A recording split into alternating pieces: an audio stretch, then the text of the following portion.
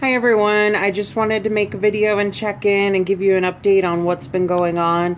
I haven't made a video in a little while, so just wanted to say hi and let everyone know where I'm at in my journey. This Friday I'm going to have my month 3 of 6 appointment, so I'm halfway there. I'll be meeting with my bariatric surgeon to go over the results of my psychological evaluation and to kind of discuss what we're doing from here. The psychiatric evaluation, I'll tell you, was very strange. I did that about 3 weeks ago. I was totally anticipating going into a doctor's office and sitting down on the couch and pouring my heart out and all of this other stuff. That's not exactly how it happened, not even by a long shot. So I went to the doctor and they said, okay, so we're going to have you sit with a cognitive reflex therapist. We want to make sure that you're of sound mind. And then you're going to have about a 300 question survey to fill out just to kind of get where your mind is at. And we'll send that over to your bariatric doctor. So the first one was cognitive reflexes. They had me try to draw three-dimensional boxes, kind of like when you used to sketch in high school or whatever, you know, when you used to make the Superman S's or whatever. So they had me do that. They also made me count backwards in intervals of 7 from 100, and that was really stressful because I'm not good at math, let alone doing it backwards. And you can't use your fingers. And then the other thing that they had me do was the 300, I think it was about 375 questions. It was about 4 or 5 pages long. And they're just questions that asked really random things like you have to put mostly true, very true, hardly true, not true at all. And it was questions like, I'm happy, I have a good support system. Some of the questions were really weird. They wanted to see if I had any type of bipolar personality disorders, schizophrenia, or suicidal thoughts. So some of the questions really were just strange. They would be questions that were like, I hear voices talking to me, or I feel like the government is out to get me, or whatever. So the experience itself was very strange. I talked to a couple people in my support group. They said that everybody's experience is different. All of the other people that I spoke to, though, they pretty much had a completely different experience than me. They were able to sit and talk with a therapist and go over their feelings about emotional eating and yada yada. Me, not so much. So I don't really know how to feel about that, but I've moved on from it. I know that I passed my psychiatric evaluation because my doctor called to tell me, you know, we're going to move forward and schedule your EGD. So my EGD appointment is next Friday, so a week from this Friday, and they basically just put you under anesthesia and they go through your esophagus into your stomach and just kind of look around and make sure that you don't have a hernia or anything that they need to be aware of so they can clear you for surgery. So we're getting there. I'm getting closer and closer. If everything goes according to plan, my doctor said that in January that will be my 6-month appointment, and then they're going to submit the information to the insurance company. I did talk to a few friends of mine that have the same insurance as me that got approved for bariatric surgery. They said the process is about a week. Some could take upwards of 6 weeks depending on your insurance, so just be mindful of that. Luckily, mine only takes about a week, and then they give you a surgery date, which is good because my insurance is only good up until I think February. So that's really the cutoff. I have to get this surgery done before they cut off my insurance. And my insurance is through Medicare, so I don't have to pay anything out of pocket. The state pays for all of that. So I need to get it done, you know, ASAP. So I've been on top of all of my appointments. You know, my testing, trying to get things done as soon as possible so we can get everything finalized. But I'm so close to the finish line. I can feel it, and I'm excited and emotional, and I've conformed to this completely different way of eating. For the most part, I don't really miss carbs. I had like 2 bites of a pita bread when I had a Euro salad a few days ago, or not a few days ago, but maybe like a week or so ago. And I'll tell you guys, it was awful. I just felt really bloated from those 2 little bites of pita bread. And I just felt tired and sluggish, and it was just gross. So stay away from carbs, stay away from processed crap that you're not supposed to eat. My body actually craves protein now when I get up in the morning. Oh my gosh, the first thing I do after I have my cup of coffee is I have breakfast, and it's usually like an egg or 2 eggs and some fruit like strawberries, low sugar, low carb fruits, or a protein shake. So yeah, and I'm staying on track with my water, still doing, on average 120 ounces of water a day, which is roughly about a gallon. So everything there is on track, and I'm just feeling really good about everything. If you notice, I have a pillow behind me. I am in bed right now. So one thing I did want to touch base on, not anything necessarily weight loss surgery related, but it does have to do with my overall journey in life and the issues that I've had with food, and what's become of it because of certain choices that I've made. So last week, I was fine. I was excited. It was fall break for my stepkids. My boyfriend, he was off from work for 2 weeks, so he was really excited. We were going to have our stepkids, or my stepkids, with us, for 1 week because we share custody. And, everything was going good. The kids came over, and the first 3 days were great. We were hanging out, watching movies, having dinner every night, going on walks after dinner. Everything was great. Wednesday, I just wasn't feeling right. I'd woken up, I had some cramps in my stomach, in my lower belly, and I figured, okay, maybe my period's coming early, that's fine. My period is about a week out anyway, so if it comes early, great, let's just get it over and out of the way. Nothing new, right? But as the day started progressing on, I noticed that the pain was becoming more intense, and it was changing. It didn't feel like period cramps anymore. It literally felt like somebody was taking my intestines and twisting them. By the end of the workday, I had a fever, and I just wasn't feeling good. So I went home, made some soup, took some vitamin C, took an aspirin, and went to bed early. I took my temperature before I went to bed. I was at 99.9. I'm normally around 97.5, 97.8 range. So I knew that I had a little bit of a temperature going. So I thought, great, I'm getting the flu that's going around my office. The weather's changing, so I must just be, getting sick. I'm going to call in from work tomorrow if I don't feel better and just take the day and sleep and rest and whatever. So most of Wednesday night after I went to sleep, I didn't really get any rest. I was tossing and turning. My whole body hurt. Anytime I turned over in the middle of the night, the pressure in my stomach would intensify, and it would just make me start sweating. And then my boyfriend came in a few hours after I went to bed, because I think I went to bed at like 8:30. I was exhausted, and he came to bed around 10:30, 11 o'clock, and he said, babe, the room is really hot. You're burning up. You're heating up the room. And I was just like, oh my God. And, I figured, okay, no shit, Sherlock, I'm sick, and just leave me alone. I get really cranky when I'm sick. I don't know about the rest of you, but when I'm sick, I'm just like, leave me alone. And so he kind of just like stayed on his side of the bed, left me alone. And when I woke up Thursday morning, he was already up and downstairs because the kids were awake, and I was in so much pain, I couldn't move. I'm talking crying, tears running down my face. I could not get out of bed. My body was stiff and rigid because I was in so much pain and I was tense. I didn't know where it was coming from, and it certainly at that point did not feel like period pain. So I called my primary care doctor. He said it could be period pain. It could be cramps from having a fever, and to just, kind of wait it out and see what happens. He had a full schedule, so I couldn't go see him. But he said, if anything happens, go to urgent care, give me a call, let me know what's going on. And something kind of triggered in my mind because the pain was directly in my pelvis, in my lower abdomen, in my pelvis. So I called my GYN because I do have a history of PCOS, and I had cryosurgery 3 years ago to remove some precancerous cells from my cervix.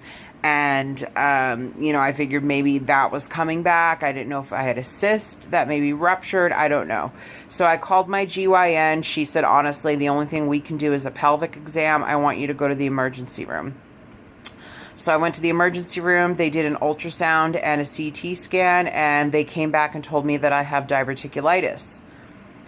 For those of you that don't know what that is, there's something called diverticuli, which are perforations or little divots that form in your intestines over time from eating a low-fiber diet or your food not digesting properly in your stomach going into your intestines. Well, when you get these perforations or divots in your intestines or in your colon, as bacteria moves through them for waste to come out, bacteria will get caught in these pockets, which will cause inflammation. So basically, my intestines were completely inflamed because of this.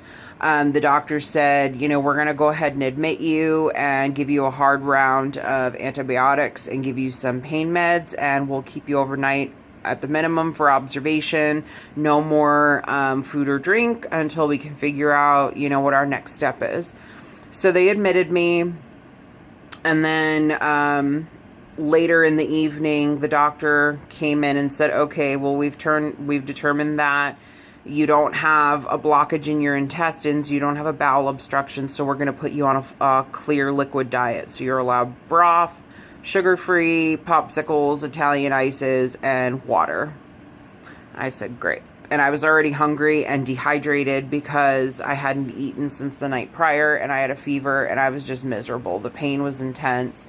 They had me on morphine and Dilaudid for the pain, and even then the pain was just still out of control. So the next day, that would be Friday last week, the nurse came in and we were kind of talking about what was going on. And I asked her, because I've never heard of this before. I've never been through anything like this before. And I asked her, how this would have happened. And she said, basically, it's from having a low fiber diet, not eating enough fruits and vegetables, not eating, the right foods, drinking too much soda or juice and not enough water. It causes strain on your intestines and your colon, which is what causes these tears in your intestines and so on. And at first, I was just really confused as to how I would be considered to have a low fiber diet, because a lot of my diet is raw fruits and vegetables. And I was vegan for about a year and a half. I went raw vegan, which my diet consisted only of raw fruits and vegetables. So I was just really baffled as to how I wasn't getting enough fiber when all I ate was fiber, pretty much, and protein. She said, well, it could be also caused by eating food that doesn't get digested in your stomach, and just big chunks of food are passing through your intestines. And I didn't say anything to her at the time, but it just kind of clicked for me. As a small child, I developed a bit of an eating disorder that I didn't finally break free from until about 5 years ago. My eating disorder obviously was not the standard, anorexia, bulimia that everyone's used to when they hear about eating disorders. Mine was kind of the opposite. I would violently eat my food in large chunks without chewing it to make myself sick.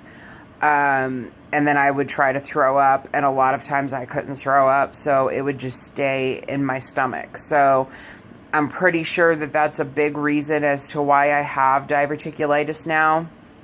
And since then, it's been 5 years since I've engaged in any type of behavior like that, and I'm in support groups, and I've learned a much healthier way to deal with my feelings in terms of not gorging myself and causing damage to my insides. But unfortunately, at this point, the damage has already been done. Diverticulitis isn't something that goes away. It's something you have for life, and all you can do is really follow a specific diet to control your flare-ups. So I've just kind of been taking it easy. I had a 3-day liquid diet. 1 day was full clear liquids only, the broth and the popsicles and everything. And then the rest of the time I was on a full liquid diet, which were soups, like actual creamy soups, pureed vegetables, oatmeal, and cream of wheat, which was actually really good because I haven't had oatmeal or anything like that in the longest time, and I've been craving it, but because of my bariatric diet, I haven't been able to have any. It's something that I do have to kind of figure out how to incorporate into my diet going forward, because oatmeal is a great source of fiber, and it's one of those fibers that your intestines absorb, so it's able to flush all the stuff out. I have been able to eat solid food as of this morning. I had an egg and a little bit of shredded chicken from my boyfriend's dinner from the other night. And then for lunch, I had some tuna fish, and all of that has been seeming to sit really well with me. So the point of what I'm saying and why I'm sharing that part of my experience with you is because, we all have different stories. We all have different journeys, and I don't want any of you to get into the situation that I've been in. I don't want you guys to feel like you need to hurt yourself because you're angry with yourself because of the way you look or the way you feel. And it's really about learning how to not allow outside circumstances get the best of you to where you're causing damage to yourself. Ultimately, I did this to myself because of situations and circumstances in my life that were out of my control that I didn't know how to deal with from a very young age. I'm not going to go into those things just because I'm trying to keep it as positive as I can. But if you're experiencing any type of situations or having feelings of self-hatred or, anything like that, please reach out to somebody and get the help that you need before you cause damage to your body like I have. This is a pain that I would not wish on anybody in the world. This is something, watching the fear in my stepchildren's eyes as my boyfriend had to carry me to the car on Thursday was something that I would never want to wish on them. My 10-year-old stepdaughter thought that, she asked me if it was contagious, and she said that she thought that I was going to keel over and die, and that's not something that I want my kids to have in their mind of me. I want to be a good example for my kids. I want to be a good example for myself. And, like I said, I'm in these support groups, and mentally I'm doing a lot better in terms of learning to respect my body and not engaging in those types of dangerous behaviors. So if you are having those feelings of self-hatred, self-harm, whatever the case may be, I really do encourage you to get in some sort of support group, reach out to your family and friends, get yourself into therapy, whatever it takes, because at the end of the day, it is your life and it is your journey, but you have to know that there's still so many people out there that love and care about you, that don't want to see you get hurt, that don't want to see you cause this pain to yourself. And so I'm just leaving you with that. I am on the road to recovery in terms of how I'm feeling. Today is the first day in a really long time that I've actually felt good overall. I'm still a little bit swollen and tender in my stomach, and that's to be expected. But I did talk to a few people that have had weight loss surgery that have diverticulitis. They said that this shouldn't influence whether I get the surgery or not, because a lot of people who have diverticulitis, they're actually encouraged to get bariatric surgery, and that it helps a good portion of those issues out. So I'm hoping that it'll do the same for me. Anyway, that's my story for now. I'm just taking it one day at a time. I've completed just about all the tests that they want me to complete. I do have, I have to go to a mandated support group for my insurance company that's through the hospital, the program that I'm in for the bariatric surgery. And that's going to be on, I think, November 2nd. I think it's that first Tuesday of November. And then, like I said, I have my month 3 weigh-in on Friday, and then next week is my EGD. After that, it's all just kind of making sure I maintain, which I'm hoping I can do, which I'm going to do. It's just going to be a little bit more challenging because obviously the holidays are coming up and my birthday is coming up, and So a lot of things that would cause for celebration, and I'm trying to push and work through them so I stay on track and remember, my why I'm choosing to do this. So anyway, you guys hang in there. That's all I have for now. Bye.